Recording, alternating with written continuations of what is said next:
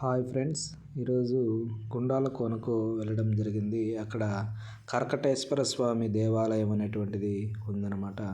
ఇంతకుముందు వీడియోలో కూడా నేను దేవాలయం అంతా చూపించలేదు. అక్కడ కేవలం వాటర్ ఫాల్స్ అనేటువంటివి మాత్రమే చూపించడం జరిగింది.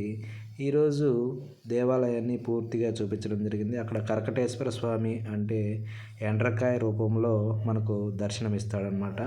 చాలా బాగా మాకు దర్శనం అయితే అయ్యింది. అక్కడ వాటర్ ఫాల్స్ అనేటువంటివి చాలా ప్రత్యేకంగా మనకు కనిపిస్తూ ఉంటాయి.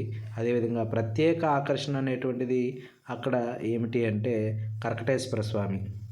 ఆ కర్కటేశ్వర స్వామి చూడడానికి అనేక మంది భక్తులు అక్కడికి కార్తీక మాసాలలో ఎక్కువగా స్వామిని దర్శించుకోవడానికి అక్కడికి రావడం అనేటువంటిది జరుగుతూ ఉంటుంది.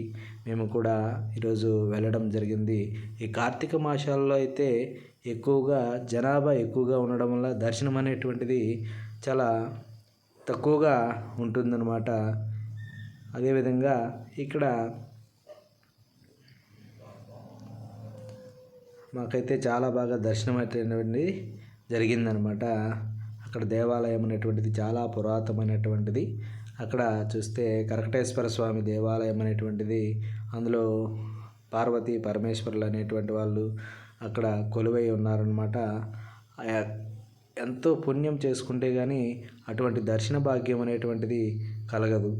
కాబట్టి ప్రతి ఒక్కరూ వెళ్ళి అక్కడ దర్శనం చేసుకోవాల్సిందిగా నేను కోరుకుంటున్నాను. చాలా ప్రత్యేకమైనటువంటి దేవాలయం అన్నమాట. అదేవిధంగా పురాతనమైనటువంటి దేవాలయం.